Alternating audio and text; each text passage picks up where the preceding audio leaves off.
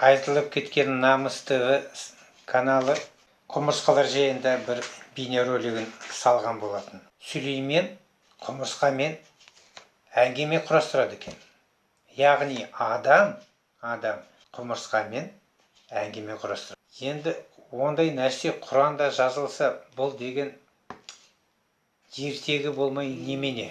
إذا تتلى عليه آياتنا قال أساطير الأولين كلا بل ران على قلوبهم ما كانوا يكسبون كلا إنهم عن ربهم يومئذ لمحجوبون ثم إنهم لصالو الجحيم ثم يقال هذا الذي كنتم به تكذبون